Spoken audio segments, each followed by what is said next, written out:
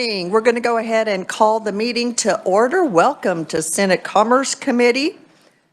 First order of business today, committee, is we have 4 new appointments for confirmation. Our first appointment will be Don McClure, member, Employment Security Board of Review, who is set to serve a 3-year term expiring June 30th, 2024. So, Don, welcome to the committee, and I understand you might have some special guests with you today, if you would care to introduce them as well.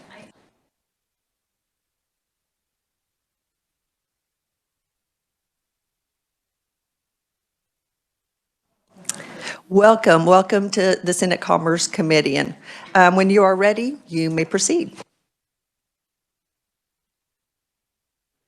We will push that, and maybe that'll make it a little bit easier to hear me. Though I've been told from an HR perspective, my voice carries, so I'll be gentle today.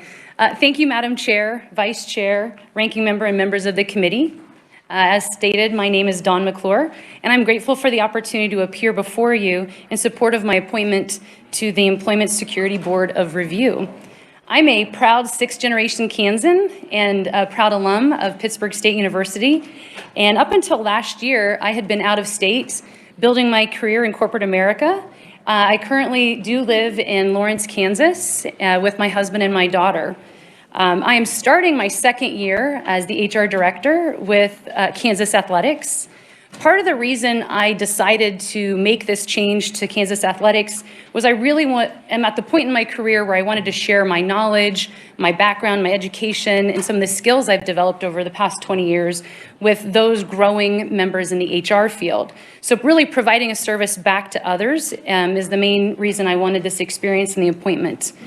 To provide a little bit more background on me specifically, my bachelor's degree is from Pittsburgh State University here in Kansas in psychology, and I have a master's degree in industrial organizational psychology from Louisiana Tech. And really, my career in HR began when I was attending Pittsburgh State. I was able to work for 3 years for a manufacturing firm as HR clerk, receptionist, you name it.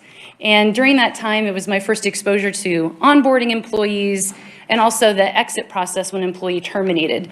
And it was my first time to respond as an employer to an unemployment claim. So as people left, I was instructed of, these are the facts, here's how you respond. And so that was my first experience and exposure with unemployment. And then I attended graduate school, and I spent the last 20 years just progressively working my way through corporate America, gaining different skills, taking positions with more responsibility. So kind of moving from that tactical HR perspective into more strategic and education oriented. And really in all of my positions, I've been very involved with the employee life cycle, which beginning to end, but that does include the exit process. It does include when an employee is no longer an active member of employment. My focus is to ensure fair and consistent treatment, fair and consistent education. I love employee engagement. I love great place to work environments, and I think having positive environments is what makes it a great place to work. And that really comes down to communicating, educating not only frontline employees, but educating our leadership team about how to work respectfully with others and ensuring a very nice career, but also a pleasant exit at the time that somebody's leaving, hopefully. Sometimes that doesn't happen, and I really think that my experience over the past 20 years will help me as a board member review cases objectively, while really making sure all the information is evaluated to ensure a fair and consistent decision. So this experience that I've had in corporate America, including my time recently here at Kansas Athletics, I think will serve as a benefit not only to the board, but to the people of Kansas to help ensure that cases are reviewed thoughtfully and consistently and fairly as required as part of the review process. So I look forward to the opportunity to work on behalf of the people of Kansas, and I really thank you for your time this morning, and I would welcome any of your questions. Thank you so much. Committee questions for Ms. McClure.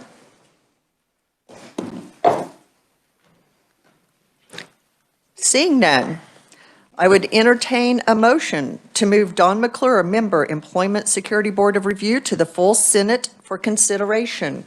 Madam Chair, I would be glad to make that motion that we move Dawn out and to the Senate for favorably for confirmation. Sorry. Okay, it's been moved by Senator Dietrich and seconded by Senator O'Shea to move Don McClure favorably to the Senate. All those in favor, say aye. Aye. Opposed, no. Motion passes unanimously. So congratulations and thank you for coming today. Thank you very much. Committee, our next conferee is Amber Nieces, Member Employment Security Board of Review, to serve a 3-year term expiring June 30th, 2024. Welcome to the committee. Thank you. Thank you, Madam Chair, Vice Chair, and ranking members of the committee. My name is Amber Nieces. I'm grateful for the opportunity to appear before you today in support of my appointment to the position of the Kansas Employment Security Review Board. I'm a longtime Kansas resident and have lived in Wichita, Kansas for the past 46 years.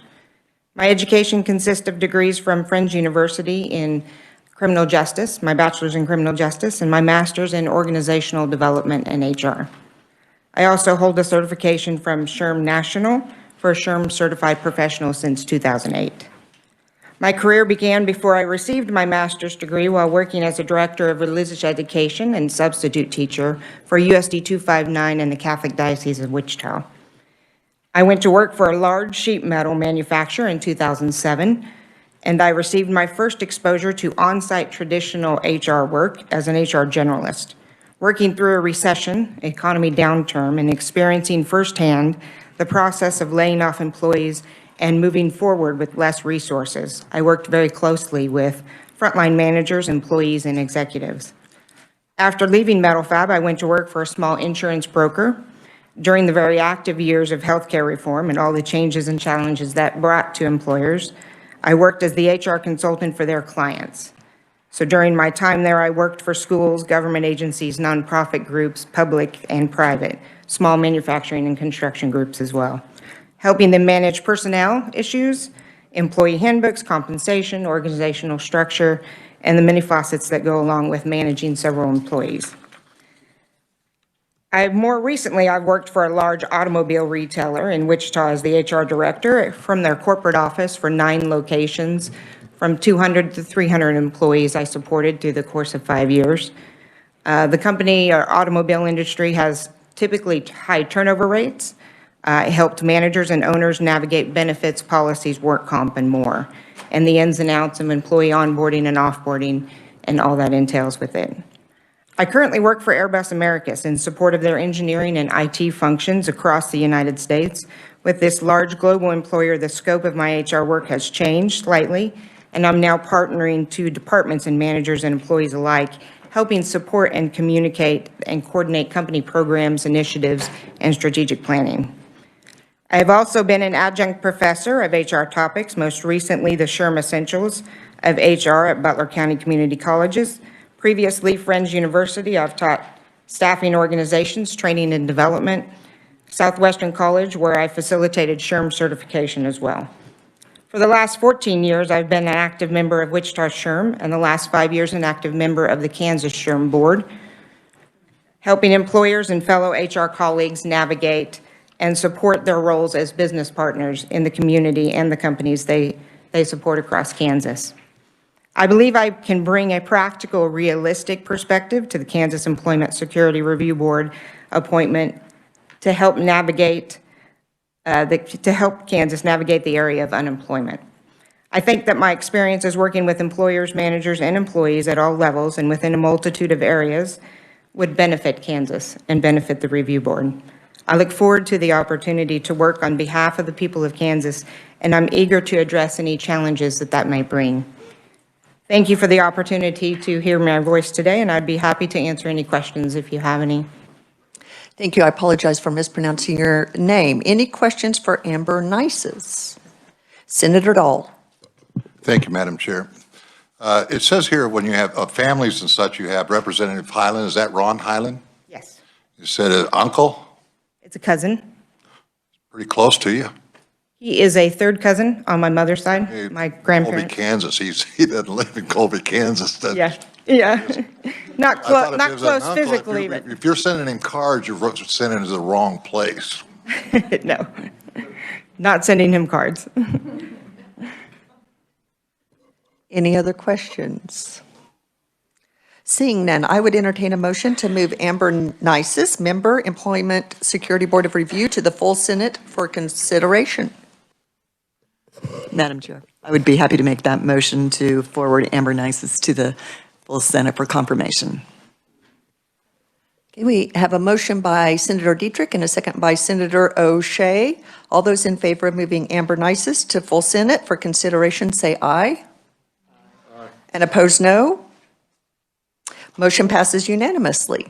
Thank you so much for coming and being here today. Committee, our next appointment is Pamela Pierce. And again, a member, Employment Security Board of Review, to serve a 3-year term expiring June 30th, 2024. Welcome to the committee. Good morning, Madam Chair, Madam Vice Chair, honorable members of the Commerce Committee. My name is Pam Pierce, and I'm grateful for the opportunity to appear before this committee in regards to my appointment to the position of Employment Security Review Board. I was born in Omaha, Nebraska. I moved to Overland Park, Kansas in 1980 and was married and had 4 beautiful daughters who've given me 10 beautiful grandchildren. In 2005, I moved to Topeka. During my time in Topeka, I worked for Jet Service for more than 8 years as their HR director. We are in 18 states with 13 brick and mortar buildings, and I am the HR person there. Prior to Jets, I worked for Jim Parrish as a human resource director for his 5 hotels until the travel economy took a turn and his business had to be restructured. I was moved over to manage one of his hotels and continue with my HR duties until May of 2012. The past 11 years, I've served on the Topeka Sherm chapter and have held every position on the board, including 2 consecutive years as president. I am serving on the Kansas Sherm board as foundation director and am a past district director and chaired the 2015 state conference. I earned my human resource certification in 2013 and my Sherm CP in 2015. I'm extremely honored and excited to be considered for this role, as I have many, many years of experience in handling unemployment claims and the handling of appeals, timely submission of appeals, and unemployment hearings in many cases. I have also handled several fraudulent unemployment claims, as my company was hit with several of those during the outbreak of COVID. I'm also well-versed in workers' compensation claims. I believe in the importance that my role as a human resource professional, that I must represent both the employee and the employer side of any claims to ensure it is fairly treated and follows all the guidelines set forth. I can bring a clear point of view to the decision-making process needed in filling the positions of the Employment Security Review Board seat, and I look forward to the opportunity to work on behalf of the people of Kansas, and am eager to address any challenges that we may face together. Thank you for your time this morning. I'll be happy to answer any questions you might have. Thank you so much. Questions for Ms. Pierce?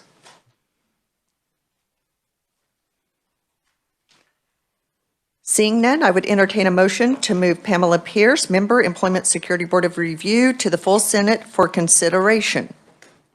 Thank you, Madam Chair. I don't think I've ever been to a Topeka Sherm meeting where you weren't there, so I was happy to see your name here.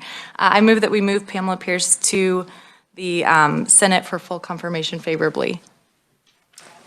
Motion by Senator O'Shea, second by Senator Ware. All those in favor of moving Pamela Pierce to full Senate for consideration, say aye. Aye. Opposed, no. Motion passes unanimously. Thank you very much. Thank you so much for coming. And our fourth and final appointment this morning is Connor Cross. Again, this is a member, Employment Security Board of Review, to serve a 4-year term expiring March 15th, 2025. Welcome to the committee, Connor. Thank you, Chairwoman Erickson and members of the committee. My name is Connor Cross, and I'm honored to speak to you today in support of my appointment to the Employment Security Review Board. I have been a Kansas resident since 2007, when a duty assignment to McConnell Air Force Base brought me to Wichita. I have worked for Syndio Outsourcing, a locally owned and operated human resources outsourcing company, since 2009. I've filled a variety of roles in those 13 years, but currently, as the Director of HR, I oversee the HR services function to our clients. And then I also lead a team of 14 HR professionals that take care of around 6,000 worksite employees. In terms of my education, I have a bachelor's degree in business from Park University and an MBA with a concentration in HR from Baker University. I'm also a Sherm Senior Certified professional. So rather than bullet out a list of my career achievements or employment history, I'd really like to focus on my experience with unemployment, both from the claimant side and the employer side.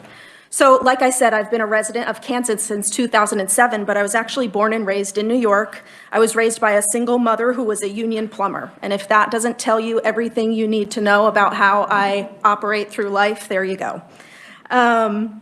With the cyclical nature of the economy and blue-collar work, there were many times that union work was unavailable and unemployments were helping my mother keep a roof over our heads and food on the table.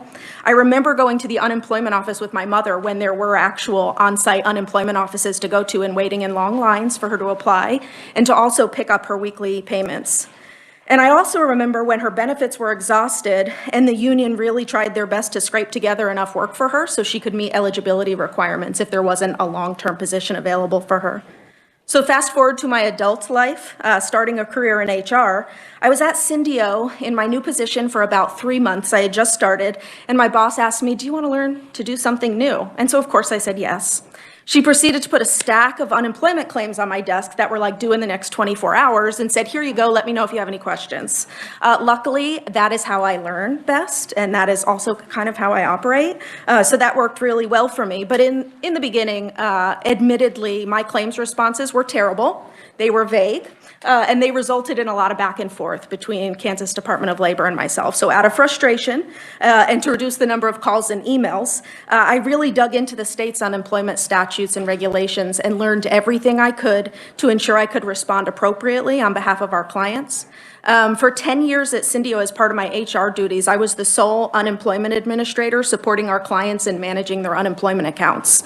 And so over the years, as Syndio grew and as our client base grew, I managed at one time, several hundred unemployment accounts across about 30 states. It became a huge area of interest for me, and somehow I found myself becoming an unemployment expert in the HR outsourcing industry. When I transitioned into my current role on the executive leadership team, unemployment administration was one of those duties that was really difficult for me to give up because I had a real passion for it, believe it or not. And so I've also had the honor of writing articles and participating in speaking engagements related to unemployment, most recently on employment fraud. I had written an article as well as done speaking engagements. So speaking of unemployment fraud, fast forward again to March 2020, and for the first time in my professional career, Syndio's unemployment program pivoted from contesting unemployment claims to trying to push through legitimate claims as quickly as possible to get payments in the hands of people who were legitimately eligible to receive those benefits. And so being in Wichita, we support a large number of small to medium-sized employers that are in the aircraft industry. And like I said, we had a large number of legitimate claims that needed to be processed so we could get payment out to those worksite employees. In addition, I am vice president of the board for a local nonprofit that assists homeless children and their families, and so I helped some of our moms and dads apply for unemployment at that time. So again, it was very different from my career that was mostly working to contest those claims on behalf of our clients. And so the point of all this is I've been on both sides of the coin. I am not pro-claimant, I am not pro-employer. I'm pro-applying the law consistently and timely to ensure claimants and employees alike receive timely determinations based on the legal merits of each claim. And so I look forward to the opportunity to work on behalf of the state of Kansas to ensure fair, consistent, and equitable unemployment claim appeal outcomes. Thank you for your time and attention, and I'm happy to answer any questions you might have.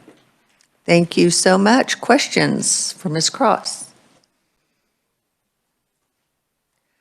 Seeing none, I would entertain a motion to move Connor Cross, member, Employment Security Board of Review, to the full Senate for consideration. Thank you, Madam Chair. I'd be happy to make that motion. I move we pass Connor out favorably to the full Senate for confirmation.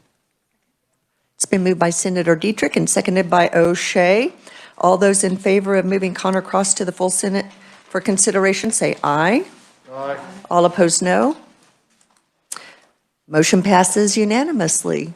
Thank you so much to Connor and to all of the appointees for coming today. Committee, please make sure that you get your packets returned to Connie.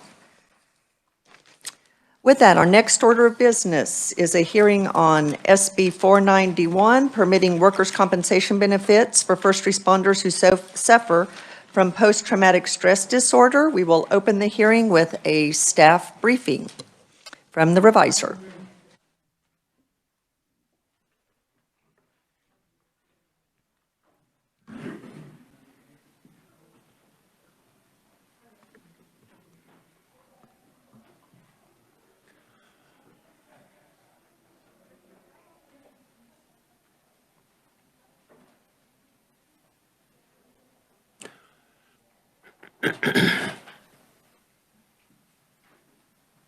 Thank you, Chairwoman, members of the committee. Senate Bill 491 would permit workers' compensation benefits for first responders who suffer from post-traumatic stress disorder. The bill changes current law. Under current law, compensation for post-traumatic stress disorder would generally not be available because there is generally not an associated physical injury. Current workers' compensation law defines injury as any lesion or change in the physical structure of the body causing damage or harm thereto. And a compensable injury may only be caused by accident, repetitive trauma, such as carpal tunnel, or occupational disease. For law enforcement officers, firefighters, and emergency medical service providers, this bill would permit compensation for post-traumatic stress disorder without a requirement for a physical injury.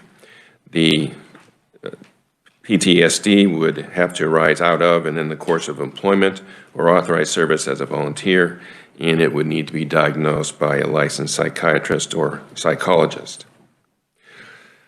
With respect to the date of injury of PTSD, the bill provides that the date would be the earliest of the date the first responder is taken off work by a licensed psychiatrist or licensed psychologist due to the diagnosed PTSD, is placed on modified or restricted duty by a licensed psychiatrist or licensed psychologist due to the diagnosed PTSD, is advised by a licensed psychiatrist or licensed psychologist that the diagnosed PTSD is work-related, or the last day worked or volunteered, unless prior to the last day worked or volunteered, the first responder sought the attention of a physician, a licensed psychologist, a licensed psychiatrist, or other mental health care professional licensed to practice psychology or mental health counseling for the condition that was subsequently diagnosed as PTSD within 3 months of the last day worked or volunteered. This definition of the date of injury is very similar to the current date of injury provisions for repetitive trauma, except that for PTSD, as noted, the bill adds that 3-month extension after the last day worked if the employee sought help for the condition prior to leaving employment. The notice of injury requirements for PTSD are also a little bit different. Current law provides notice of an injury by accident or repetitive trauma must be given the earliest of 20 calendar days from the date of the accident or the date of injury by repetitive trauma, 20 calendar days from the date medical treatment is sought, or 10 calendar days after the employee's last day of actual work. And if notice is not provided within those deadlines, the claim is generally barred except for certain circumstances. In the case of PTSD, the bill provides that notice must be given to the employer not later than 20 calendar days after the date of injury as defined in the bill and discussed above. So there's only that 20-day provision, and that's read in connection with the date of injury. There is also an exception with respect to the use of alcohol or drugs with respect to PTSD claimants.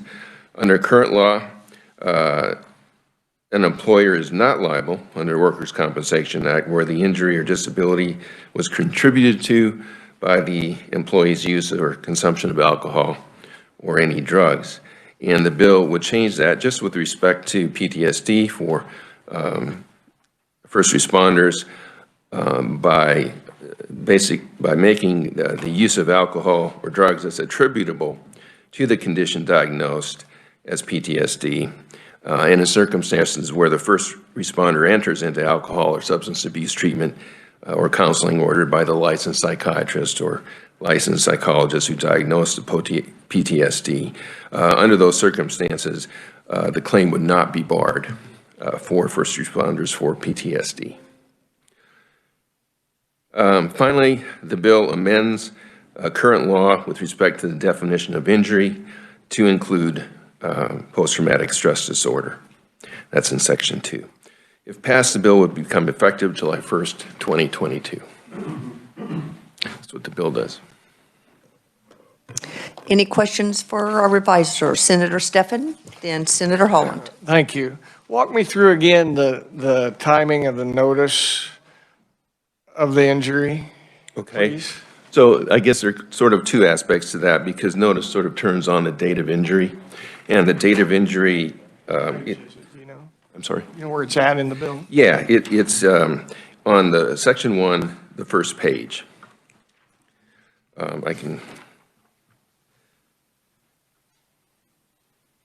You'll see there subsection C,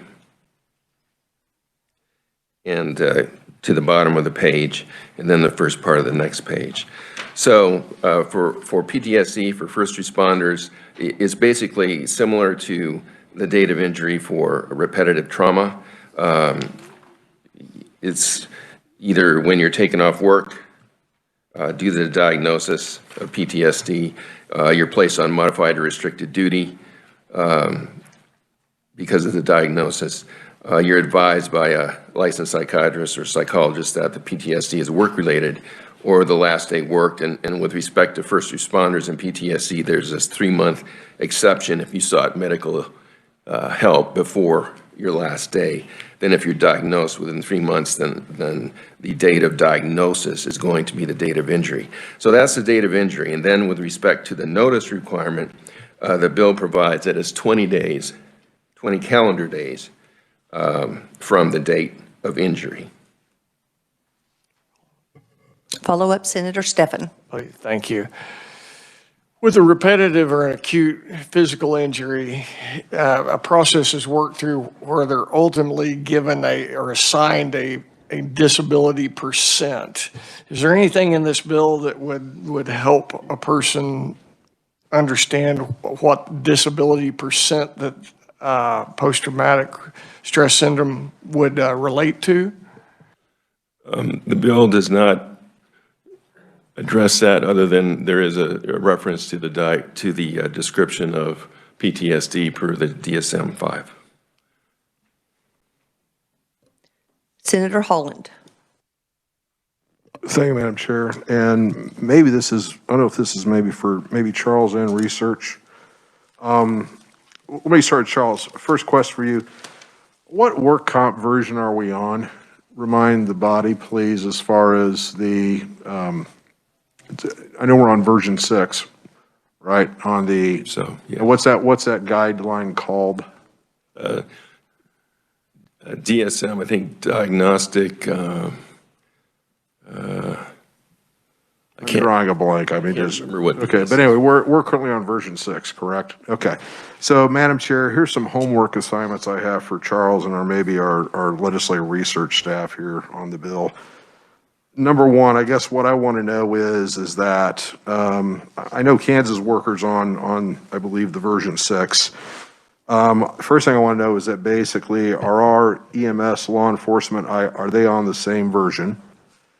The second question I want to know is that are there others for our men and women EMS in blue?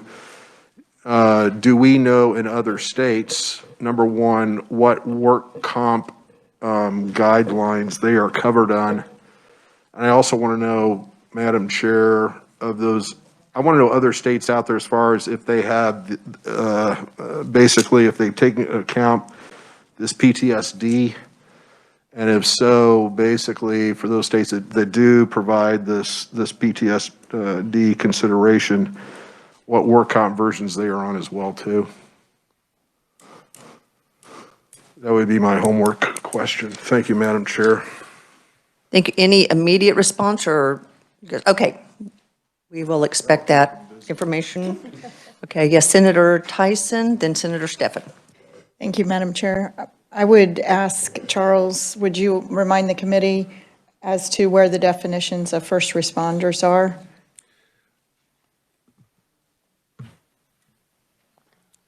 I think it's in another statute. Yes, let me just take a moment here. It's, if you look on page 1 of the bill, Senator, lines 11 through 17, see a reference there to KSA 745602G with respect to law enforcement officers, emergency medical service providers. The reference is to KSA 656112, subsection H. And then firefighters as defined in KSA 401709B1. Thank you, Madam Chairman. If we work this legislation and when, I would have an amendment for the definition of first responders. Thank you. Okay, thank you. And Senator Stephan? Thank you. On that, I'll add to Senator Holland's work list for you. These states that when they pass this, I'd like some indication of what the incidence of PTSD diagnoses were in the following, say, 3 or 4 years. I think that would be very interesting. Any other questions or homework assignments? Senator Peck.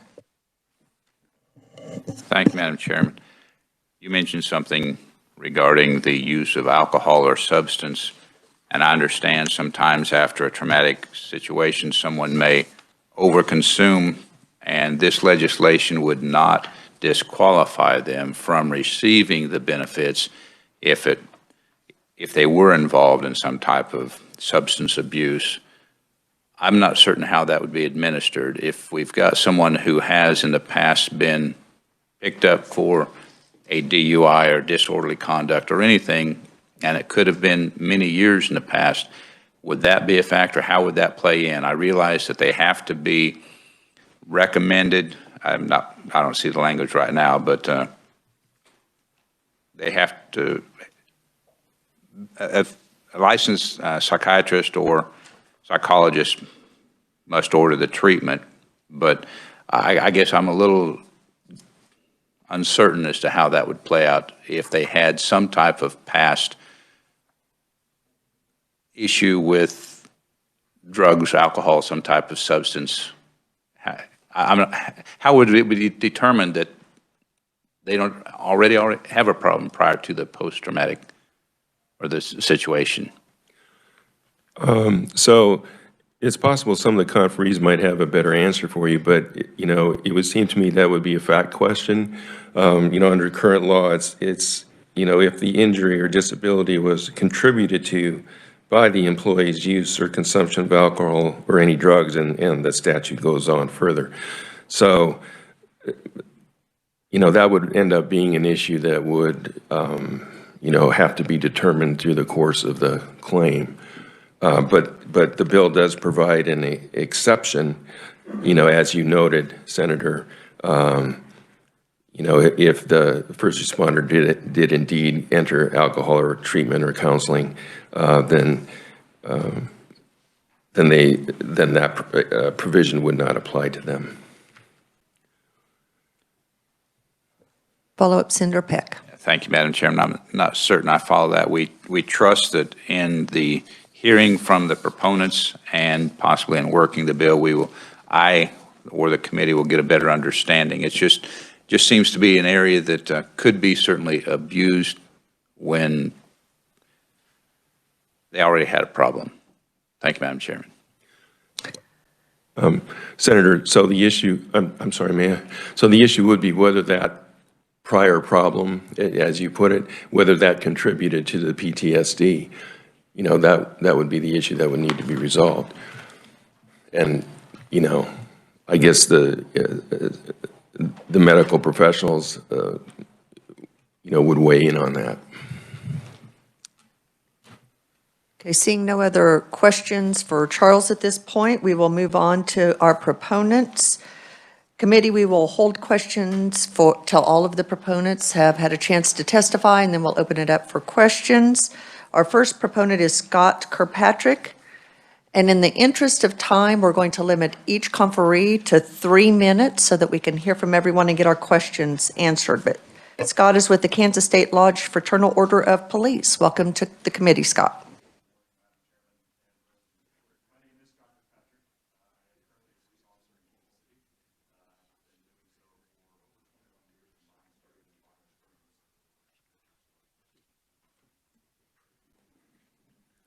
I can talk loud, it's okay.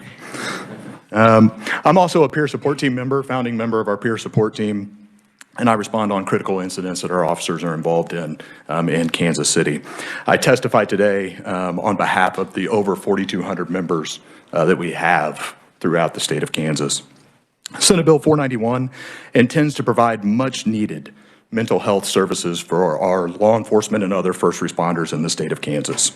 As you just recently heard, under the current Kansas Workers' Compensation Act, first responders who are experiencing mental health issues that are job-related are not covered under the Workmen's Compensation Act unless they sustained an injury. For example, an officer is out on a call today and he gets involved in a shooting. If that officer is shot by that suspect, but he survives, he is eligible for mental health coverage under the Workmen's Compensation Act. If that officer is shot at, but he does not get shot, he is not covered by Workmen's Compensation Act for any mental health issues that he sustains during that incident. And we think that 491 will help us solve that and get that officer the treatment that he needs. Without early intervention, our officers do not seek treatment. It can become expensive for them to pay for this out of pocket, and doing so causes an undue burden on them and their families, and therefore they don't seek treatment until it's too late. And once it's too late, unfortunately, they suffer burnout and they leave the profession. And at a time where we are struggling, quite honestly, to get people into law enforcement, we are forcing people out because we're not treating them properly for injuries they sustained for serving their communities. We are also suffering from mass amounts of suicide in law enforcement and first responders. Over the last 3 years, an average of 188 officers have taken their lives throughout this country. I'd like to think that Senate Bill 491 would offer us the opportunity to get the law enforcement officers and other first responders in Kansas the treatment that they need so that we don't have to suffer suicide of our first responders. I thank you very much for holding a hearing on this very important piece of legislation, and I'll stand for any questions that you have. Thank you. Thank you so much, Scott. Next, we have Sheriff Jan Armbruster, Kansas Sheriff's Association. Yeah, sorry, it's Jay. Jay, welcome to the committee. Thank you. Thank you, committee, for having me. Is it common practice to keep these rooms at 105 degrees to make us get through this quicker? Is that the deal? Jay, I'm going to tell you, it's normally, we could hang meat in here normally, so I don't know what the shift is. I'm in the wrong room. Oh, sorry about that. Yeah, sorry. And I didn't think I could fall in love with an article of clothing until I saw that jacket. That's fantastic. So I'm here on behalf of KSA, and then I will twist it at the end just a little bit to be from Sheriff Jay Armbruster.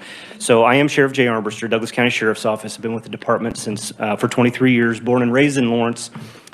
I have no childhood traumas. I was born and raised in a loving, complete household. My parents only separated when my dad passed away. I'm married to my high school sweetheart. I have two beautiful daughters. We are deeply, madly in love. And my mental health and PTSI, it's an injury, not a disorder. PTSI almost took that all away from me. So I've submitted written testimony, and you'll have it in there, and I stand by everything in there. It talks a lot more technically, but I want to use my 3 minutes to tell you stories and try to make this a bit more personal. So as talked about, and in my testimony, I have a great big scar right here where I severed the tendons, where I used a rock to break a window to make sure there wasn't a child in a submerged vehicle. I am 12% disabled in my right wrist.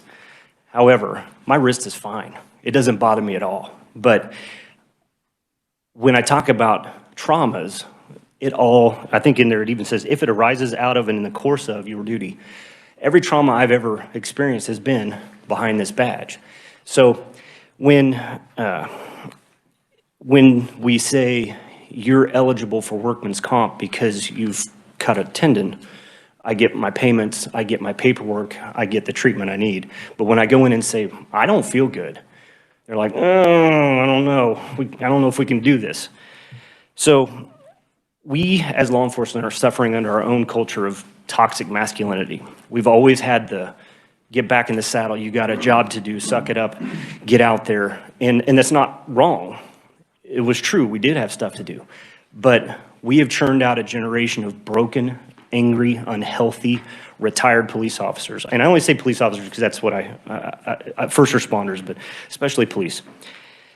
So we are changing the culture to make sure, the whole thing is, it's okay to not be okay, but it's not okay to stay that way. We've got peer support. I've got a clinician on contract so my folks can go and see that person without charge, without me even knowing, because I want them to not have any roadblocks between them and treatment. We are doing a lot of things. Police suicide has skyrocketed, and I honestly believe that's because we're reporting it better. The state of California, and I'm glad I didn't learn this earlier in my life.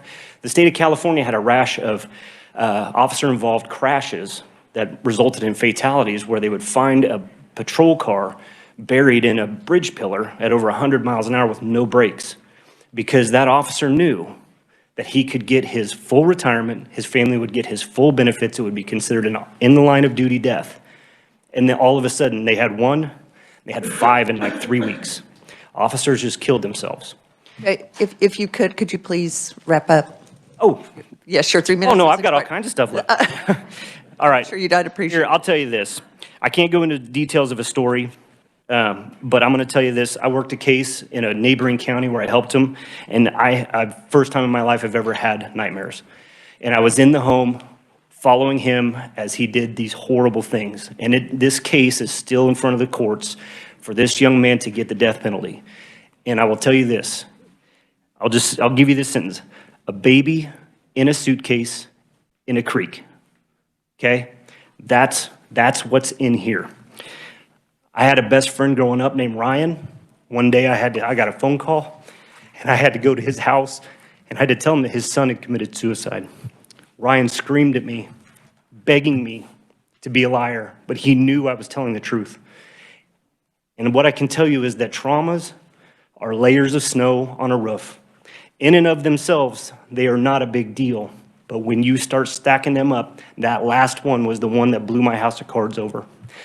I used to look at suicide as selfish, a permanent solution to a temporary problem. And then somewhere in my career, I was like, man, how bad did it have to be that this was a good idea? And then finally, I was right there with myself when I thought of that. I bet that's nice. He's finally got peace. I bet that's nice. And so that's my story. That's my journey. I was not eligible for workman's comp. I found a way to stay in this business without doing this business. I'm the sheriff now. I don't have to do the work, but I can fight for the people who do. And that's what I'm here for. So please use me as a reference anytime you need. Thank you. Appreciate it. I'm a little concerned about your taste in men's clothing, but that's okay. Well, I don't know. That aside, appreciate your testimony. Next, we have Chief Darryl Attebury, Kansas Association of Chiefs of Police. Welcome to the committee. Madam Chairman, Committee, I'm Darryl Attebury, Kansas Association of Chiefs of Police, and I won't tell any stories, but I do want to tell you that our workplaces are where bad things happen. That's EMS, fire, police, and in the cases of what we do, we see natural disasters, we see accidents, we see the inhumanity of man to other men and women. It's prevalent in our world today.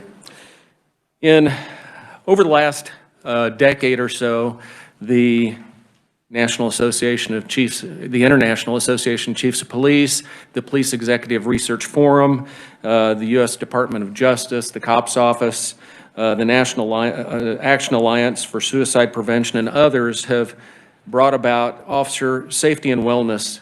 They brought it into the spotlight. And they're trying to work at opening the door to help officers with mental health issues involving post-traumatic stress, those things that we see on a daily basis. In the police culture, we've been working to overcome the stigma of going to get mental health treatment. And that's something that's alive and well today. There is a stigma. And that's for short-term, the acute, and then the long-term stresses that we see, those incidents that we encounter. This is where we think that SB 491 can help. It's going to work at normalizing treatment for psychological issues. Our goal, of course, is to work through an event with an officer to get them to return to full duty. Because these short-term acute things that happen to us, with the right family support, faith-based help, psychological help, staying away from alcohol, those things, volunteer work can help an officer work through a traumatic event. So one of the things that we've done through the research of the organizations I spoke of is that we've developed training programs, and for the last 20 years we've been working at training programs for health and wellness for officers. It's been very prevalent in the last 5 to 10 years, and more so in just the last few years. If you would go to the Kansas Law Enforcement Training Center website, you would see that there is an abundance of health and wellness, mental health and wellness training for officers to attend. Just 5 short years ago, that wasn't necessarily the case, but it is now. So the effects of post-traumatic stress disorder can be debilitating. They can manifest in a lot of different ways, and I listed some on my written testimony. But we believe that through House Bill 491, in conjunction with the licensed psychologist, psychiatrist, rendering a decision, that we can work with our officers, and those that can stay will stay, and those that can't do the job anymore because of what they've encountered, we give them a way to retire with some dignity. Thank you so much. Appreciate it, Chief. I'll stand for questions. Next, we have Angie Jones, Assistant Special Agent in Charge, KBI. Welcome to the committee, Angie. Good morning, Madam Chairwoman and members of the committee. My name is Angie Jones. I'm the Assistant Special Agent in Charge. I'm also named the Wellness Coordinator for the Kansas Bureau of Investigation. I also serve as the President for First Responder Support Team Midwest.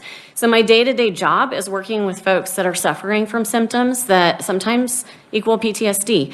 So I just want to share a little bit about that experience here in the state of Kansas. I did practice as a master's level psychologist prior to working as a police officer my last 21 years, so I do have that background. But in the general population, we see PTSD about 6% of the time, but the estimate for first responders is usually 15 to 20% when we start looking at research. Why is that? Because the general population is exposed on average to one traumatic event in their lifetime. Police officers specifically, and most first responders, are going to be exposed to, on average, 3 critical incidents, traumatic incidents, whether they witness it or are involved in it, every 6 months. So the average for us in our jobs is approximately 188 traumatic exposures during our career. So it would be silly to think that we're not going to be impacted by that. So what have we done about that? We have done all the education like the chief just spoke of. We're setting up peer support teams in multiple agencies. We're creating regional response so that we can help the agencies that can't help themselves. We're responding with critical incident stress debriefs. We're identifying culturally competent therapists so they can recognize these symptoms earlier as opposed to allowing it to fester before it's identified. And so this bill, our support of Senate Bill 491, is not to fix this problem. It's to serve as an option for those folks that were not able to mitigate these symptoms early on. So I want you to know we're working hard to try to help our first responders not end up in a place where they need to file a work comp claim. But there are folks that end up that need counseling. They do need medication. Sometimes they need inpatient hospitalization. And that's where our work comp is going to come in. And so what I think is important to know, we've talked about injury at length today, and you can't see it. It's not a broken leg. It's not a hurt back. But science shows us, if we look at the DSM-5, which is the current version for psychologists these days, we're looking at a PTSD diagnosis is hard to get. You have to have 4 categories of symptoms that are met. They have to last longer than 1 month, and they have to be debilitating in your daily activities. Well, you and I might not see that on the outside, but that's a psychologist's job. But what we know, science is showing us that when we experience traumatic events, our amygdala is affected. That's I see a bear, my flight, fight, freeze response, that's our amygdala. And so we know that first responders that are experiencing multiple traumatic events, their amygdala actually changes in size, and the primary regulatory parts, the hippocampus and the prefrontal cortex, they're actually shrinking. So those parts are not communicating well, and that's seen on scans later after PTSD diagnosis. I know my time's up. Thank you, appreciate it. Yeah, I'll stand for questions, and that's why the KBI urges the passing of Senate Bill 491. Thank you so much. Thank you. Next, we have Ed Klum, Kansas Peace Officers Association. Welcome to the committee, Ed. Thank you, Madam Chair, committee members. My name is Ed Klump, and I am here today representing the Kansas Peace Officers Association. We have over 3,000 law enforcement officers as members. Madam Chair, what I'd like to do is focus on, not that I don't have stories to tell. Those of you that don't know me, 35 years in law enforcement, and believe me, I can tell stories. But I want to focus on some key things in the bill to share with this committee and let some of the folks behind me tell some of the stories demonstrating the needs for this. I want to start out by saying that Kansas is one of only 11 states that don't offer what is offered in Senate Bill 491. One of 11 states. Most states do offer this kind of coverage even without a physical injury. Nebraska, Colorado, and Missouri are 3 of those states that do provide this coverage. Oklahoma is one like us that does not. So 3 of our border states offer this kind of coverage for first responders. One of the previous people talked about the current way that it works with you having to have an injury. Under this bill, it expands that so that you don't have to have that physical injury to get this coverage. I also want to real briefly, there's a difference between post-traumatic stress, is what I like to call it, and post-traumatic stress disorder. We all suffer post-traumatic stress after a traumatic event, but in most of us, when we're fortunate, it's short-lived, and we're able to deal with that with little or no help. But some of us can't do that when the stress gets too much. And that's when it becomes this disorder or illness where it happens, as the previous speaker talked about, over a period of over a month. So that's when these things start kicking in. We know that sometimes people need to be taken out of that traumatic environment as they seek this treatment. And I saw that firsthand with, we had 15% of our officers activated after 9/11 that came back to us from the military with post-traumatic stress disorders.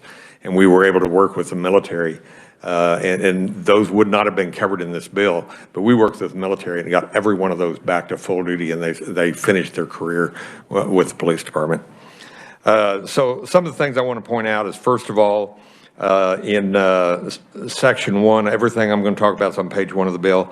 In lines 7 through 10, it talks about having to have the diagnostic under the DSM-5, which assures that it's that long-term effect where you can't function. And the diagnosis, you'll see on lines 9 and 10, has to be made by a licensed psychiatrist or psychologist. That was important to us because we wanted people who really understood PTSD to make the diagnosis relating to application for these benefits under work comp, not just an emergency room doctor or your family doctor, but a licensed psychiatrist or psychologist. Second is first responders, the definition there on lines 11 through 17.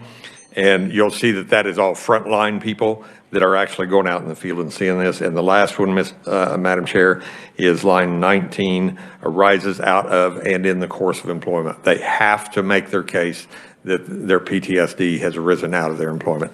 Madam Chair, thank you very much. I appreciate the opportunity to speak to you, and I appreciate the opportunity for all of us to appear before you today on this bill. Thank you so much. Our committee, our final proponent is Kent Vosberg, Junction City Fire Department. Welcome to the committee, Kent.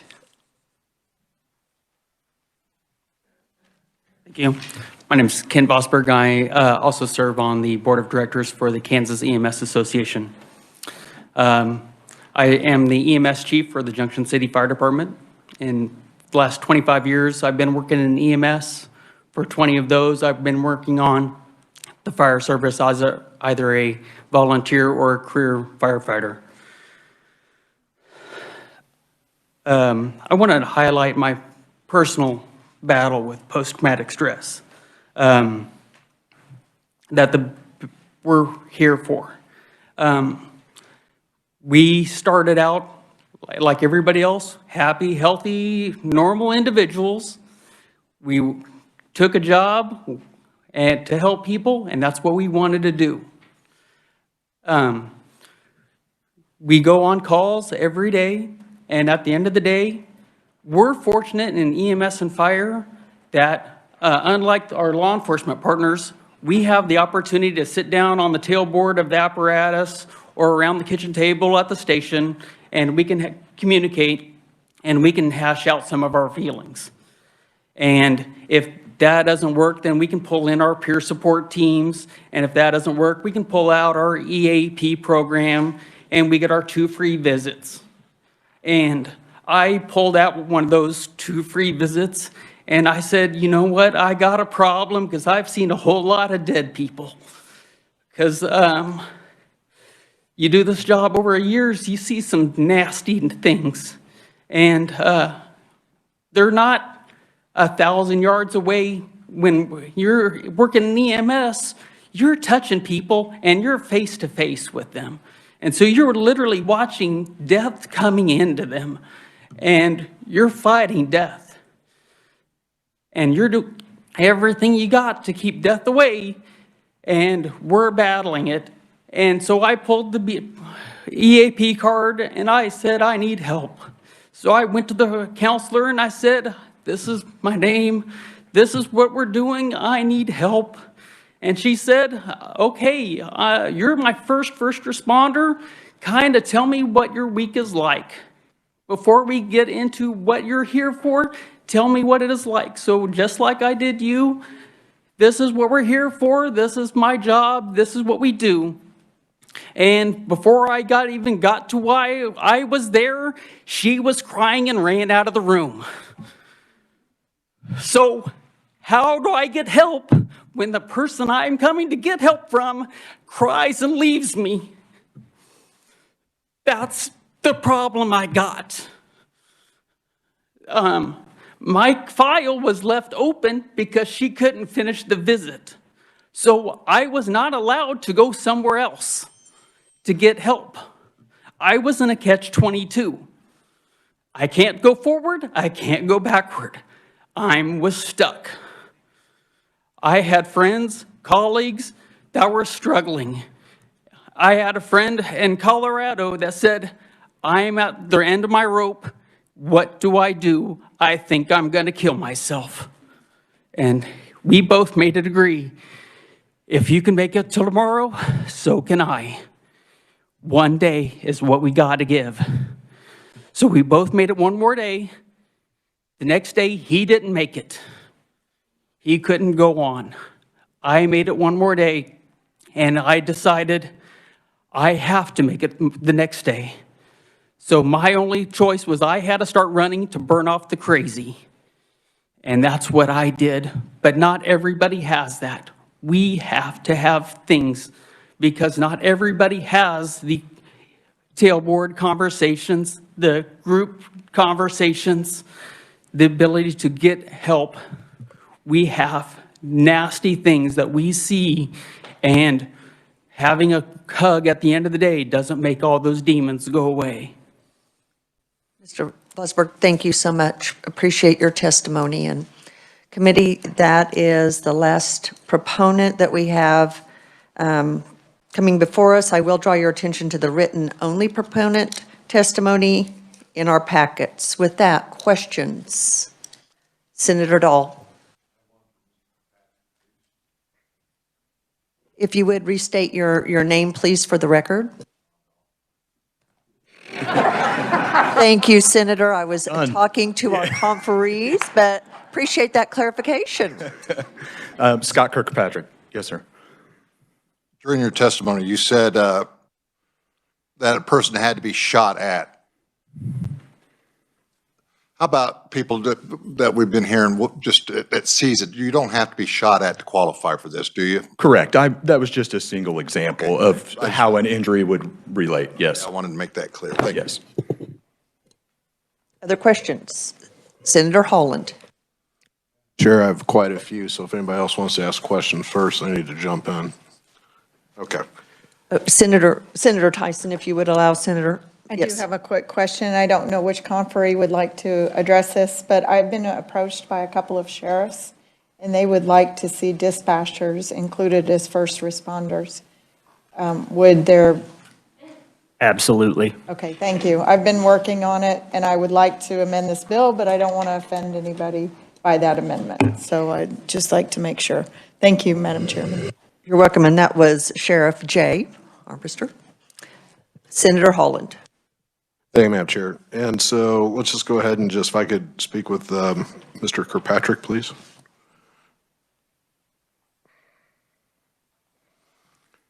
And sir, I'm not trying to put you on the spot, but just, you know, mental health issues, it's a stigma. And, you know, particularly for our men and women in blue, I totally relate to the whole machismo, things that the guys and gals struggle with as they try to, you know, be basically supporters of the community, of the citizens. And just a little bit of background, Madam Chair, I read this book called Tangled Up in Blue. It was by a female Georgetown law professor who happened at the same time go through becoming like a reserve Metropolitan Police Force patrol officer, you know, in the DC metro area. And just that book just kind of totally blew my mind as far as the process of taking somebody and all the myriad of regulations and do's and don'ts, and just, it blows my mind at just all of the decisions that an officer, be it a police officer or sheriff's deputy, that you could be thrown at you in just a heartbeat, and knowing that one even incorrect decision, it could cause a life. So just going down this path, would you agree with me? The statement is that basically in all of our EMS, police, sheriffs, organizations here across the nation, we currently have active duty members who are currently suffering from PTSD. I would 100% agree with that statement, yes. Okay. And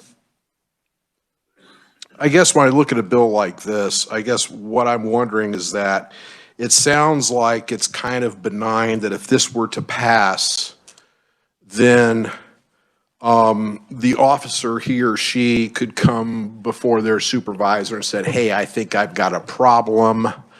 There would be then some sort of process to set up for the screening.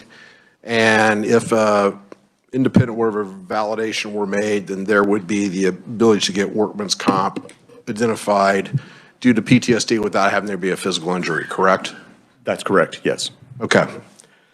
And I'm not trying to be like, I guess, shocking her here, but I guess I can think of some really huge PTSD situations nationwide that have occurred.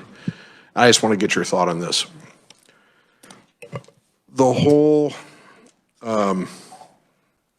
Derek Chauvin deal, out of Minnesota. I look at an individual like that, and I see that whole horror, the whole George Floyd thing. To me, I wonder if Oscar Chauvin was a guy who was maybe suffering from PTSD. You want to comment on that? Or, I mean, just, do you have any thoughts on that?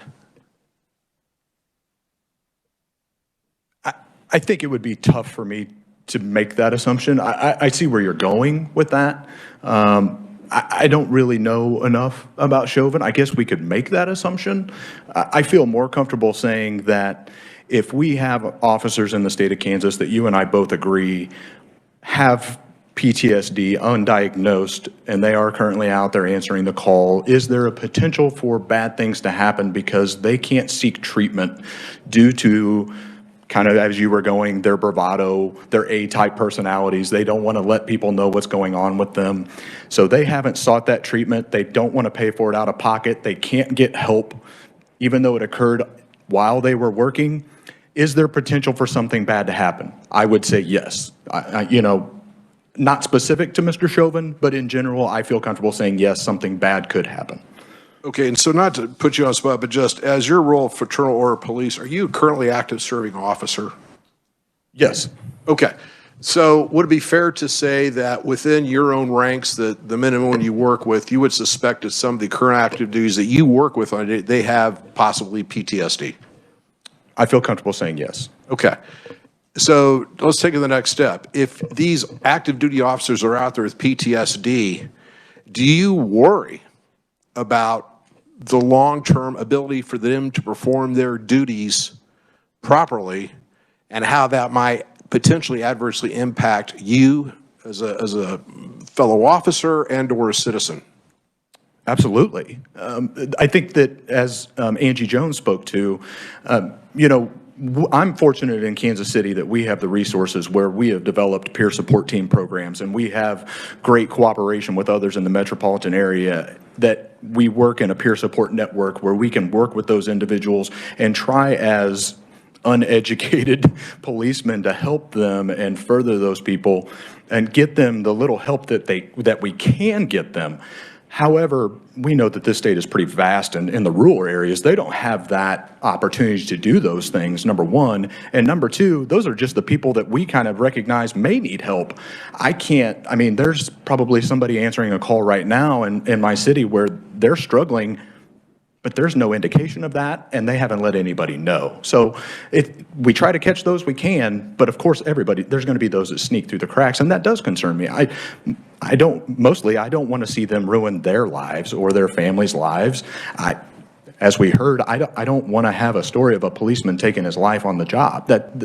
Those are the things that we are trying to prevent, and hopefully letting them know that there is an opportunity for them to get help and not spend thousands upon thousands of their own dollars to do so would get those people the help that they need. Madam Chair, I have some more questions. Senator, for the sake of time, so that we can hear from the neutral conferees and opponents, we're going to move on. Hopefully, we'll have time to circle back. Madam Chair, we really need, if we're going to have I'm sorry, Madam Chair, but if we're going to have a hearing on a bill of this significance, we need to be able to ask questions and not just move this along. Thank you, Madam Chair. Yep. Thank you so much. We have neutral testimony. We have Emily Nichols, Kansas APCO. Emily, welcome to the committee. Chairwoman Erickson and members of the Senate Commerce Committee, my name is Emily Nichols. I am the current president of the Kansas Association of Public Safety Telecommunicators. I'm also the Emergency Communications Director for Dickinson County. I know firsthand how PTSD affects our first responders. In the past, mental health issues have a stigma attached to them that none of our first responders want to be associated with. This leaves law enforcement, fire, EMS, and public safety telecommunicators to struggle on their own. Dealing with traumatic events and stress does affect their mental health. Dealing with it daily, seeing it, hearing it, living it, these events can leave our first responders afraid to talk about their feelings, to talk about their issues, and it leads them down a path of self-destruction or suicide. 911 supports PTSD legislation. However, we are neutral with Senate Bill 491 because public safety telecommunicators are not included. We will wholeheartedly support this bill if public safety telecommunicators are amended into Senate Bill 491. In 2021, the rate of PTSD in first responders was as high as 30%. The PTSD and depression rates in the state of Kansas were 5 times higher than the national average. The Ruderman white paper on white paper on mental health and suicide for first responders reported there are more first responder deaths by suicide than in the line of duty deaths per year. This bill can help change thousands of lives. Getting the mental health help they need is imperative, and it's hard. PTSD and mental health issues takes a lot of time and a lot of work to heal from. It's not a physical injury. They just can't get over it. They just can't heal. But they need the proper tools and the guidance in order to heal from this. And if we don't give it to them, we're going to continue to lose those that are here to help Kansas. As a public safety telecommunicator, I have suffered along with my fellow first responders. Many people don't realize what 911 goes through. I want to support this bill with all of my being. However, it needs to be amended to include public safety telecommunicators. The state of Kansas recognizes public safety telecommunicators as first responders because of Senate Bill 40. And we are here, we're just as affected as law enforcement, fire, EMS to the trauma of our careers. We are the first ones to take the call. We have to calm down that screaming person. We have to give pre-arrival instructions. We not only have to do all of that, but we're handling our first responders' radio traffic. We're handling other calls for service. We're handling other 911 calls. And most first responders only have to deal with one call at a time when public safety telecommunicators are dealing with multiple events all at the same time. And they rarely get closure from any of the calls that they deal with. We understand that we are not the boots on the ground, but we are the first responders. We are the ears and the only help until physical help arrives. The active shooter in the Excel plant in Harvey County took a tremendous toll on 2 of Don Groover's public safety telecommunicators. They were experienced, they had worked there for many, many years, but the trauma of that event was too much for them and they left. We see this all over the state and the country. For most public safety answering points, if we can get a person out of training, they may last 1.8 years. This is down from 2.8 years from 2019. Emily, if you could please Yes, ma'am. summarize, I'd appreciate it. Thank you. I've been doing this for 20 years. I've delivered babies. I've heard people take their last breath. I've taken calls from police officers' wives that came home and found their husbands that have shot themselves. This bill needs to be amended to include public safety telecommunicators. There is a need. We are first responders, and we are just asking to be treated as such. Thank you for your opportunity to speak with you today. Thank you, Emily. Next, we have Elliott Link, Director, Ford County Emergency Communications. Welcome to the committee. Madam Chairwoman, members of the committee, thank you for hearing me today. My name's Elliott Link. I'm on the Kansas NENA board, but also I'm the 911 Director for Ford County, Kansas. I'd like to recognize one of my staff members here, Brianna Hastings, who helped me come up with some of these things. She's far better than I am at dispatching. So one of the main points, and I know we've heard lots of impassioned pleas and impassioned stories, every single call for service in the state of Kansas, whether it is police, fire, EMS, starts with an absolutely desperate phone call. Absolutely desperate phone call. Hearing these phone calls is stunning. I spent 20 years as a firefighter, paramedic, 9 years as a SWAT medic. I've done police, fire, and EMS. When I became 911 director, I tried to compare my trauma in that role to what my dispatchers were hearing, and I couldn't. It was a total feeling of helplessness to listen to these calls for service and listen to the desperate pleas of people calling 911. It was stunning. It changed my world forever. Hearing an officer come home to a dead son who killed himself, hearing a desperate mom trying to give CPR to her baby. Those are things that are absolutely unimaginable. And every single call starts with that 911 call. Someone's got to call. Someone's got to ask for help. And we're always there, 24 hours a day, 7 days a week. It's easy to discount us, and we've been forgotten in so much. And I'm certainly encouraged to hear the committee's questions about 911, and I'm glad that we're not forgotten at this point. we're neutral on this bill. We really, really, really desperately want to support it and support it even if we're not included. But we're making that desperate call now. We're making that desperate plea. Please, please, please include us in this. Our people have suffered for far too long in silence and in the background. We don't drive flashy patrol cars. We don't drive big red trucks. But every single call for service is coming from there. And when you think about that, an officer might handle 12 calls per service per day. Well, we handle 15 officers times 12 calls per day. All of them start with that impassioned plea for help.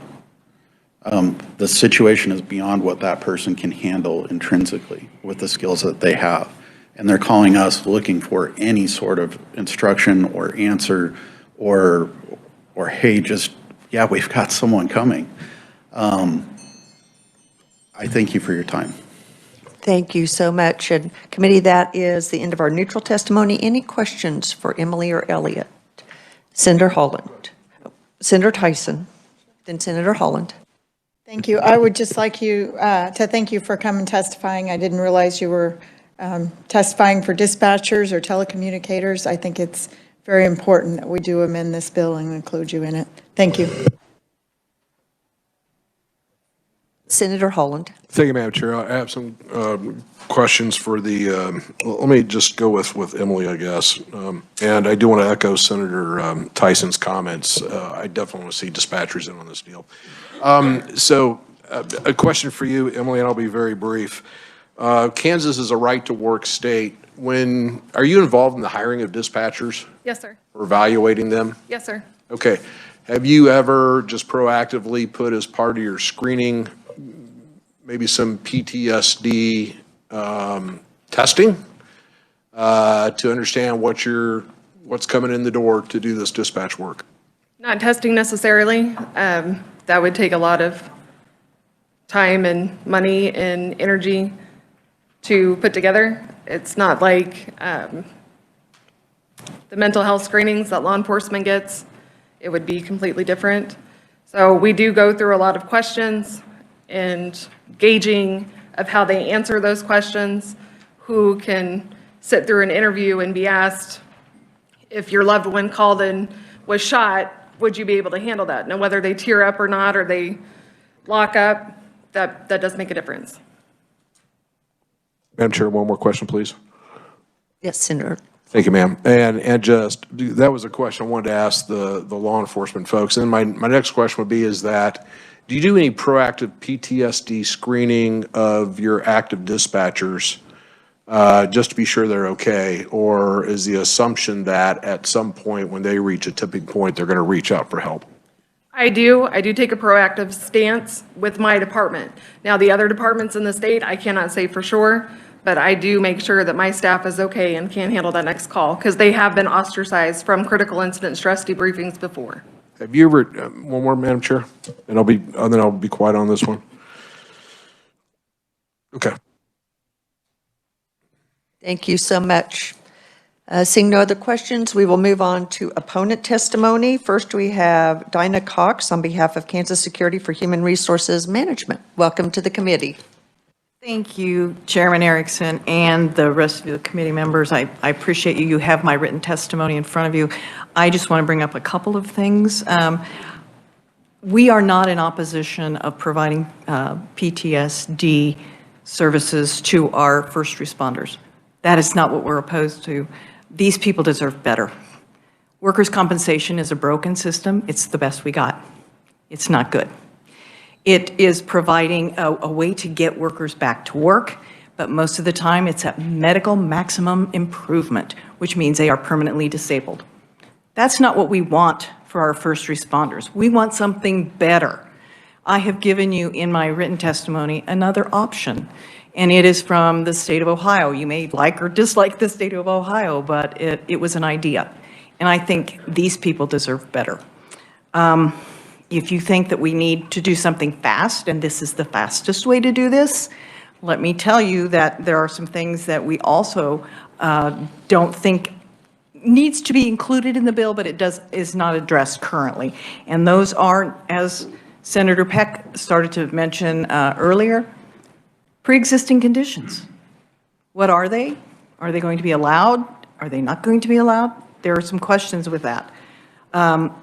What's in the normal course of a workplace? Disciplinary actions, demotions, transfers, are any of those going to be the cause of someone's PTSD? That's not addressed. Do the PTSD causes have to be something extraordinary and traumatic? Again, it's not addressed.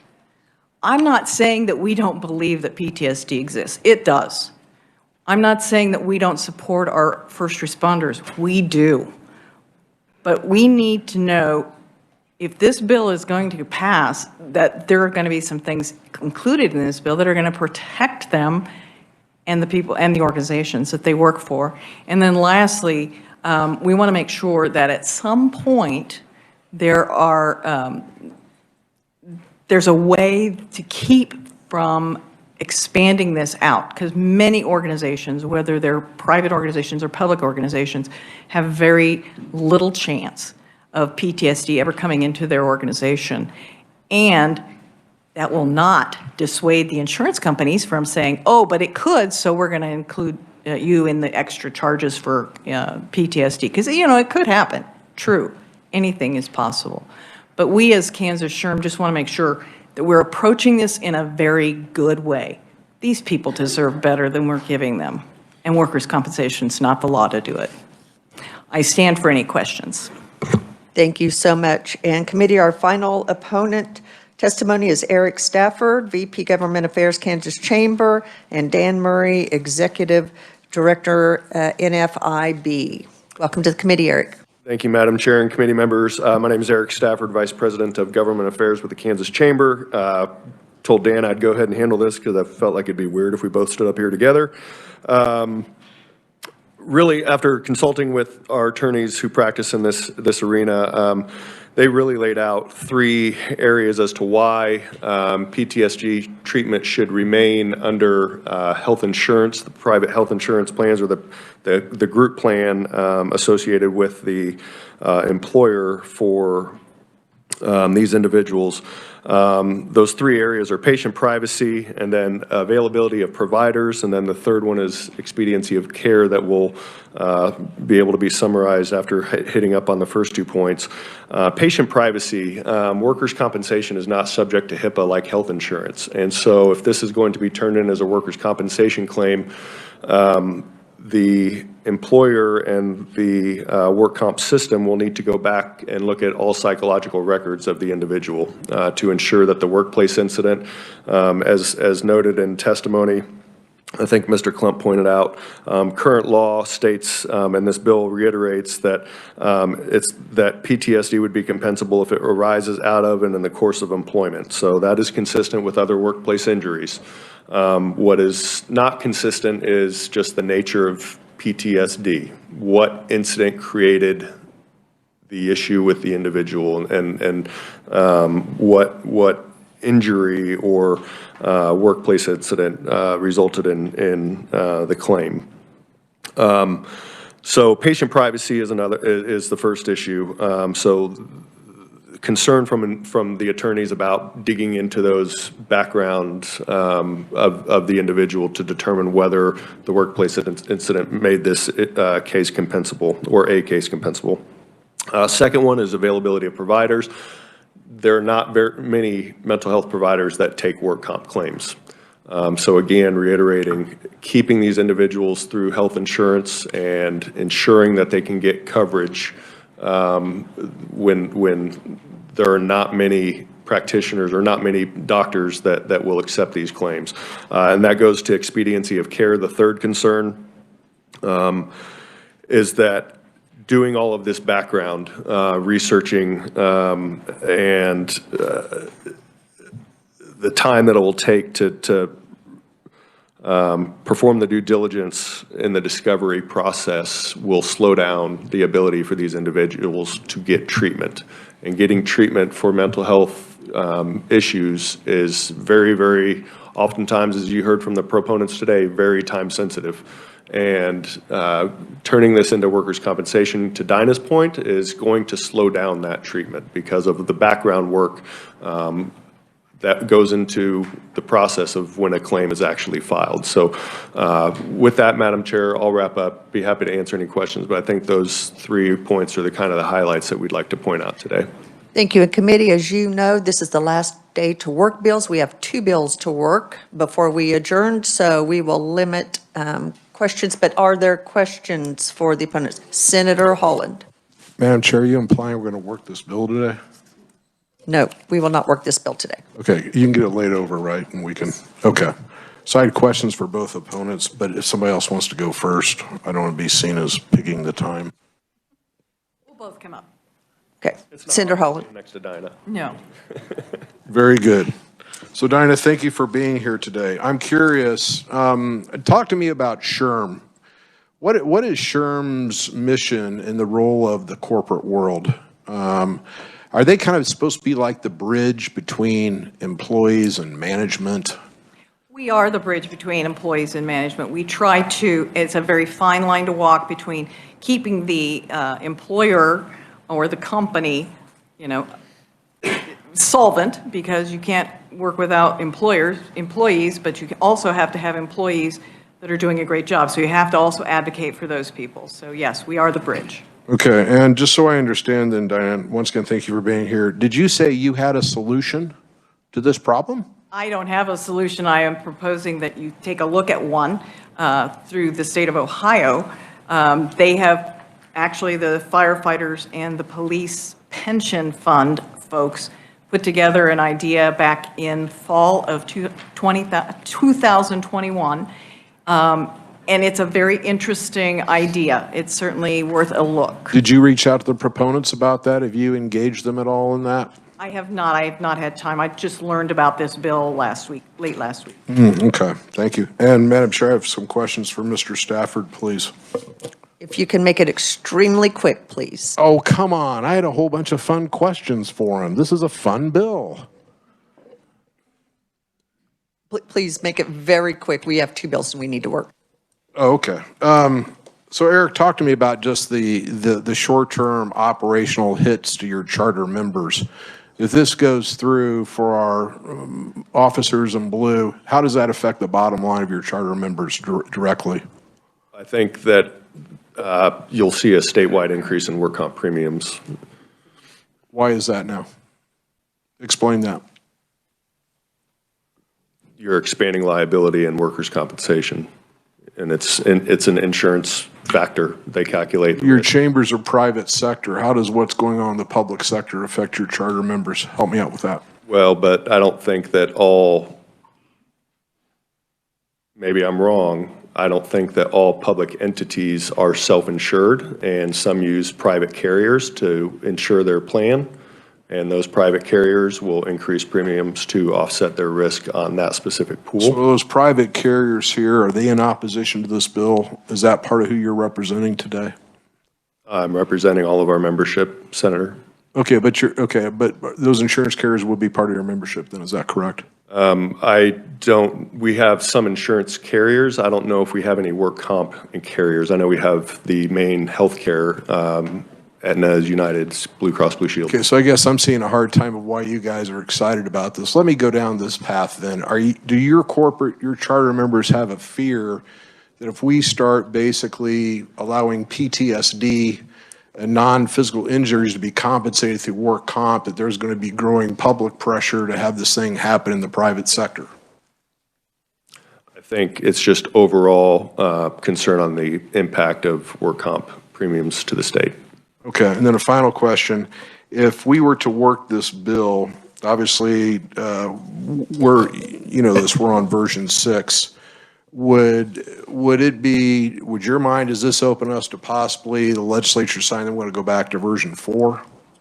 Is that an exposure that your members would be concerned about as we go down this path, having this discussion on PTSD? No, the state Supreme Court upheld the 6th edition, which does have language related to mental health. Ironically, the labor unions opposed that change, and the 4th edition does not have coverage for mental health in the 4th edition compared to the 6th edition. Understood, but that still the legislature could, in fact, amend and go back to. Senator, we're going to move on, and I know Thank you, Madam as Chair. broad as this topic is, we could have hearings all day. Unfortunately, we do need to move on. I would like to thank our first responders for being here, including our dispatch people. Thank you so much for coming and testifying and for your service to your communities in our state.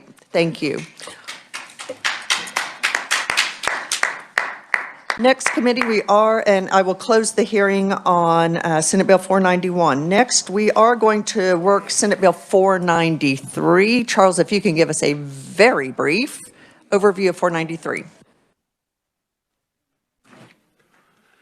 Thank you, Madam Chair. The committee will recall this is a bill that prohibits regulation of plastic containers and a broad definition of containers for cities and counties. That's what the bill does. Thank you very much. Committee, what is the will on Senate Bill 493? Question for Charles, I'm sorry, yes. Thank you. Charles, if you look at page 1 of the bill, it's down at the bottom, line 29. It says that nothing in the, it's talking about the tax increase. The municipality may, and it doesn't limit the tax increase. It's on line 33. Passing or enforcing a general state or general sales tax use tax. Should the word "that" be after, before the colon, so that it limits it to section 2 and 3? I would hate to take that on faith that if it was questioned, the statute, that they could implement other taxes. Thank you, Madam Chairman.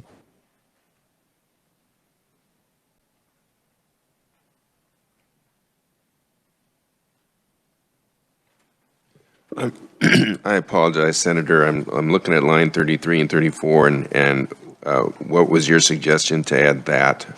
After the word tax, so that it implies, it says 1, 2, 3, 4, but it says that passing or enforcing a general state tax or general local sales and use tax.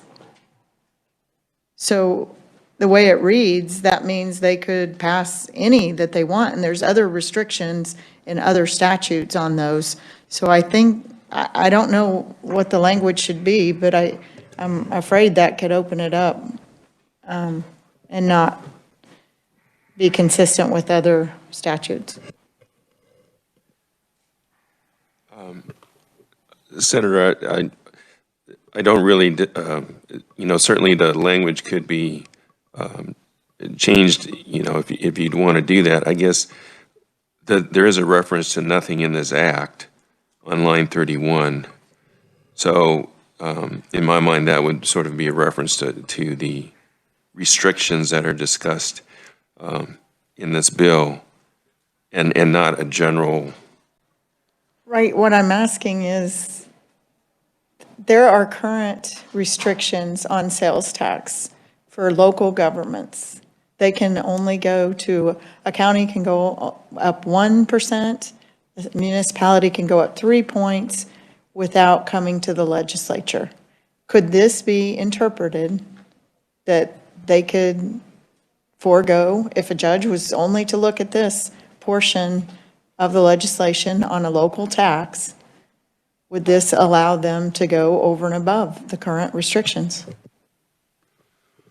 Senator, I don't believe so, and that's because, of the language in C that references the provisions of this act being the bill before you, which are, again, the restrictions on regulation of what the bill calls, containers, auxiliary containers.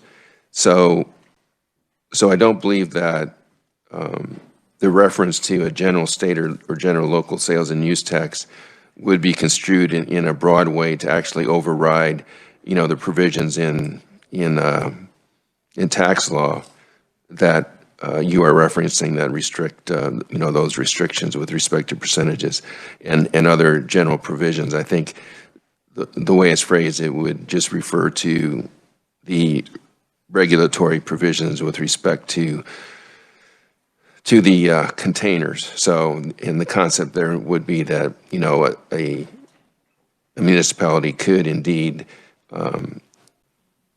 pass a general state or general local sales and use tax. The idea is that, you know, this bill would not somehow interfere with that, but I think other provisions of law would apply. So if I may, Madam Chairman, just one quick question. Maybe if I restated it, why is there a tax provision in this language? Thank you, Madam Chairman.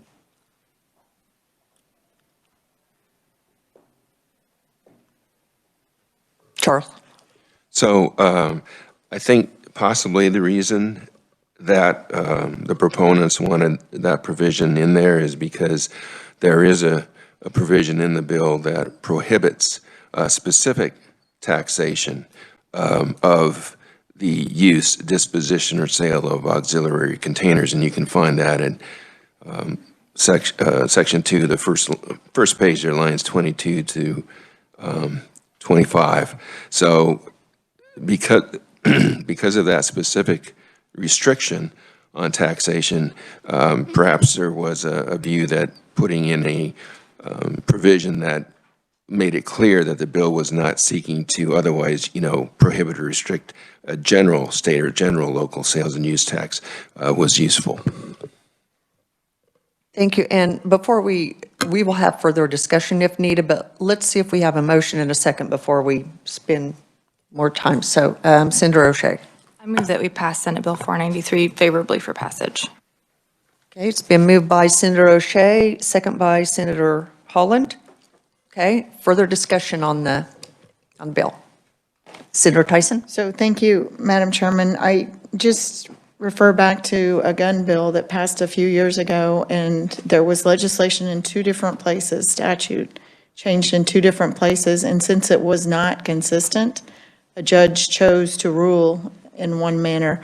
I'm not saying that this could cause that problem, but that overall statement, I just didn't know if it could be interpreted as no restrictions on sales tax increases. Thank you, Madam Chairman. Thank you. Further discussion or questions? Senator Ware? I think that home rule is a pretty big deal in this, and that we should be looking at that as being the primary issue here.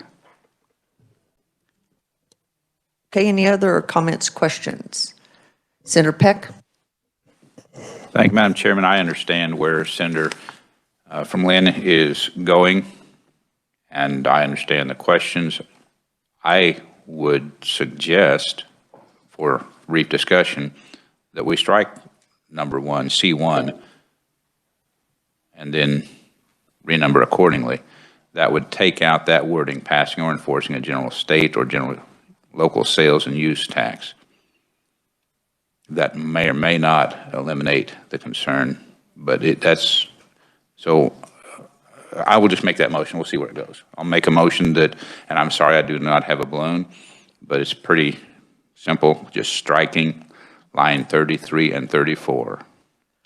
Okay, so we have a substitute motion on the floor to strike that section. Do we have a second? Seconded by Tyson. Any discussion on that amendment? Seeing none, all in favor, aye. Opposed, no? No. Chair can't decide, so let's do. All those in favor, raise your hand. See 3, all opposed, same sign. Seeing 5, motion fails. We are back on the original motion. So any other discussion? Senator Holland. You ready for a motion, Madam Chair, to move it out? We have that motion and Okay, yes. sorry. Okay, so it's been moved by O'Shea, seconded by Holland. All those in favor say aye. Aye. Opposed, no? Would you like your vote recorded, Senator Dole? Okay, so noted. So that one is passed. Last bill, committee, we have HB 2219. Charles, can you quickly give us an overview? Madam Chair, members of the committee, the committee will call House Bill 2219, provides a tax credit for employment of individuals with disabilities. Any questions for Charles? Yes, Senator Tyson. Not necessarily for Charles, I'll wait. Okay, do we have a motion? Senator O'Shea. Move House Bill 2219 out favorable for passage. Have a motion by O'Shea, a second by Senator Dietrich. Discussion, Senator Holland. Yeah, Madam Chair, I'd like to make a substitute motion that I'm not trying to surprise anybody or be fun and games, but just, we didn't run tax bills through tax committee. And so I would make a substitute motion to run this back through tax committee because I've become more and more concerned that every time tax bills don't go through tax committee. And so that's why I would lay before the committee. Thank you. Thank you, Senator Holland. I will rule that motion out of order. So we are back on the original motion. Further discussion or comments? Senator Tyson. This is concerning. We are seeing tax legislation in other committees and people not understanding the terminology or the impacts. And we do that for a reason too on the fiscal notes. We keep Ways and Means bills, fiscal spending in one committee, and we put tax legislation in order to decrease the amount of taxes collected through another committee. It's not a power play, it's just understanding the finances of the state and where the spending's going. I appreciate the bill, but I do feel like it needs to be a tax committee. I would remind this committee that 6 of the 9 senators on the tax committee voted no on the Apex bill. 6 of the 9. So thank you, Madam Chairman. Any other questions? Senator Peck. Thank you, Madam Chairman. I guess I would be in agreement with the ranking member and the tax committee chair because this would not kill the bill. It is a House bill that could even be held over past turnaround. But since we are working it, I have 2 balloon amendments. One is really simple, so I will just offer them one at a time. And I believe that our reviser has a copy. And while he is handing that out, I always think in terms of making certain what we do benefits Kansas, the Kansas resident. Make certain that what we do benefits Kansas. And on a border area, there are many people that cross the state line and come into Kansas. So this simply would say on line 31, where it talks about eligible individual, starting on line 30, means an individual, including a high school student who is a Kansas resident, is employed. So all we're doing is sticking in that this would be strictly for persons living in the state of Kansas. Not really a big issue, but big enough for me that I wanted to offer this amendment and make certain that we are benefiting persons who live in the state of Kansas. So I would make that motion. I would move that we amend the bill with the balloon as presented to the committee members, and I'll be happy to answer questions. Okay, we have a motion. Do we have a second? Seconded by Senator Stephan. Discussion on the amendment. Senator Holland.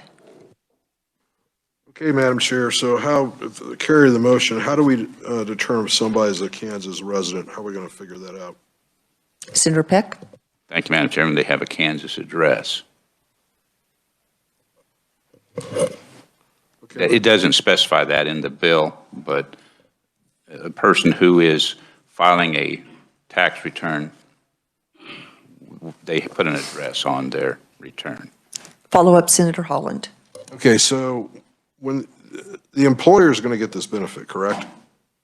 Correct. Okay, so where is the form? How do you know that the person they're claiming, what documentation they provide about that qualifying individuals? And I apologize because I was not here, I guess, for this hearing, so I'm just curious. How do we know what documentation is prepared, the employer who's providing for this, that it really is for a Kansas person who is developmentally disabled? Senator Peck. Thank you, Madam Chairman. That would, I guess, be more of a question for staff, but I would presume that the entity applying for the credit would list a Social Security number or something that would be verified by revenue that we are indeed looking for at a Kansas resident. But Madam Chair, I don't have an exact answer, and possibly staff would. So Charles, is there in other statutes definition of what would qualify in this situation or a similar situation, a Kansas resident?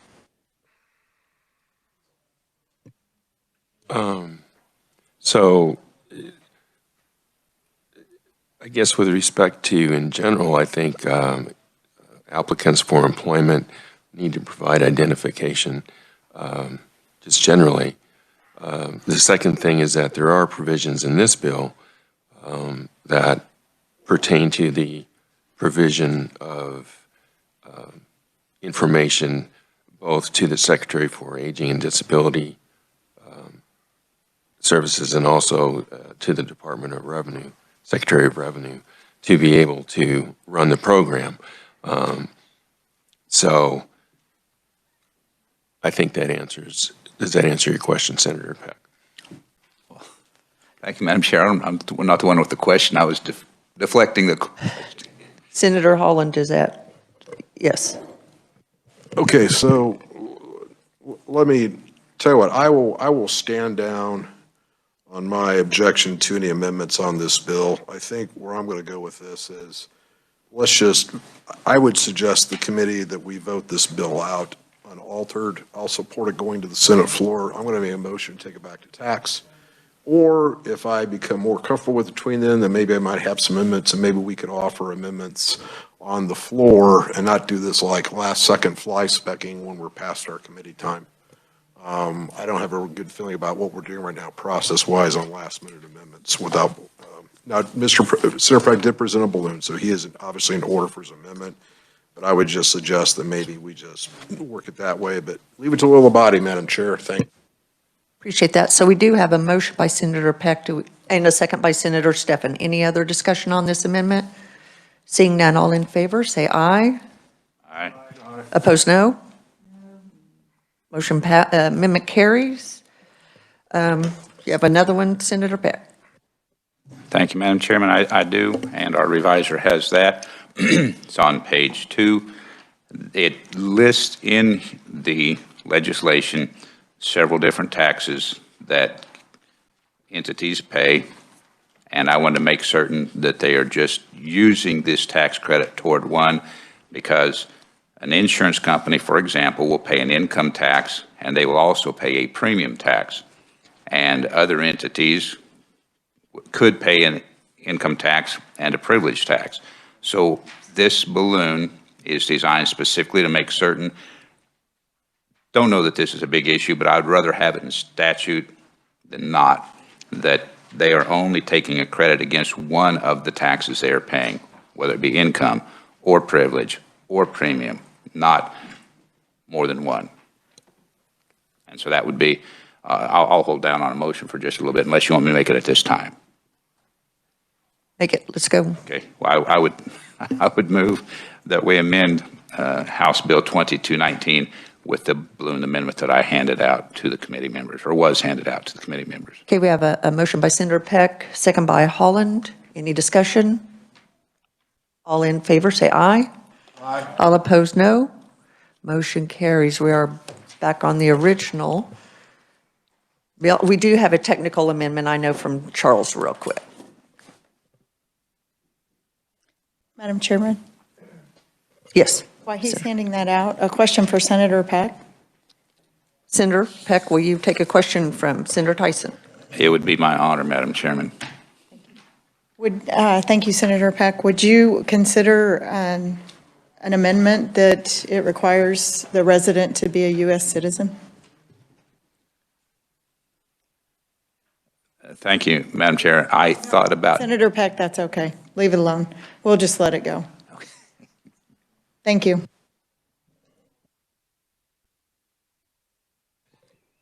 Okay, Charles, if you'd like to go over real quickly the technical. Chairwoman, members of the committee. So this is just a technical amendment. Partially it's necessary because this was a bill from last year. There's just a correction on page 1 then instead of 2. On this second page, you'll see we need to change some dates. And I have just changed them 1 year forward for all the dates in the bill. Of course, that's up to the committee if it wants to make the tax available for this tax year, the committee could do that.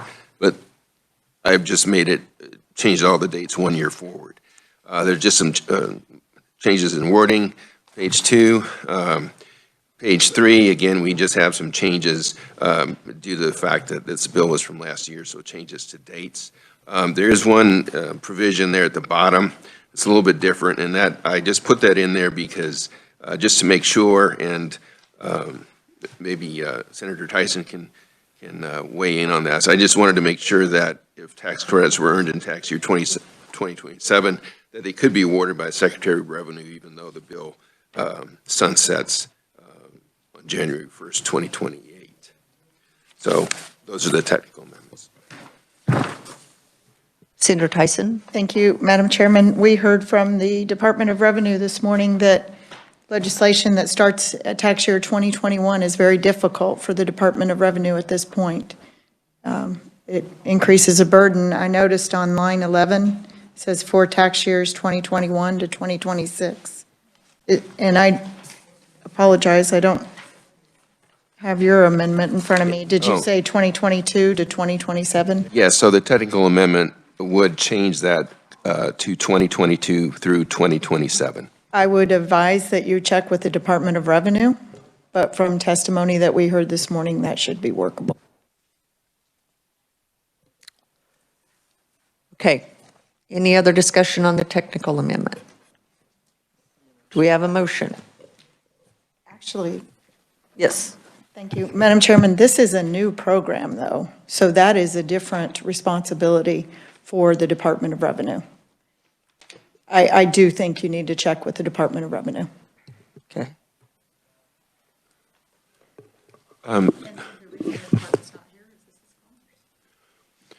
So just to be clear, so with this balloon, I'm changing all the dates to 1 year forward.